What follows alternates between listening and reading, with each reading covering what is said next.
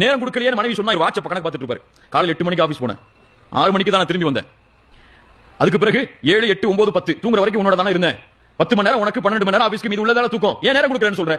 ஒரு பெண் இந்த நேரத்தை விரும்பல. நீங்க ஒரு 10 மணி நேரம் அவங்களோட இருக்கணும், 12 மணி நேரம் அவங்களோட இருக்கணும், அவங்களோட உட்கார்ந்து இருக்கிற நேரத்தை விரும்பல. எந்த நேரத்தை விரும்புறாங்க? வீட்ல உட்கார்ந்து இருந்தாலும் வாட்ஸ்அப் உட்கார்ந்து இருக்கீங்களே, வீட்ல இருந்தாலும் போன் பேசிக்கிட்டே இருக்கீங்களே, இந்த நேரம் அவங்களுக்கு வேணும். அந்த பெண்ணுக்கு தேவை அந்த பெண்ணின் மீது கவனம், அவ்வளவுதான். நான் உன்னை பார்த்துட்டு இருக்கேன், நான் உன்னை பார்க்கிறேன், நான் உன்னை கவனிக்கிறேன், நீ தான் எனக்கு முக்கியம், மத்ததெல்லாம் முக்கியம் இல்லைன்னு தெரியும். அந்த பெண்ணுக்கு என்னை விட இவருக்கு போன் தாங்க முக்கியம் தெரிஞ்சா என்ன நடக்கும்? குடும்பத்துல மகிழ்ச்சி இருக்குவா? அந்த பெண் சந்தோஷத்தை கொடுப்பாளா? நேரம் குடும்ப வாழ்வில் மிக முக்கியமானது. இது இருந்தால் தான் மகிழ்ச்சி அந்த குடும்பத்தில் அமையும். குடும்பத்தோட உட்கார்ந்து இஃப்தார் செய்யுங்க, குடும்பத்தோட உட்கார்ந்து சஹர் செய்யுங்க, குடும்பத்தோட ஒரு நாள் வெளியே போய் ஒரு ஹோட்டல்ல போய் சாப்பிடுங்க, பிள்ளைகளுக்கு நேரம் கொடுங்க. நீங்க எப்படி உங்க மனைவிக்கு முக்கியத்துவம் கொடுக்கிறீங்களோ அப்படித்தான் அவங்க உங்களுடைய பிள்ளைகள் அவங்களுடைய மனைவிமார்களுக்கு முக்கியத்துவம் கொடுப்பாங்க. உங்களை ரோல் மாடலா எடுத்துப்பாங்க. என்னுடைய வாப்பாக்கு என்னுடைய அம்மா தான் முதல் தரம், அது போல என்னுடைய மனைவிக்கு நான் தான் முதல் தரம் நினைப்பாங்க.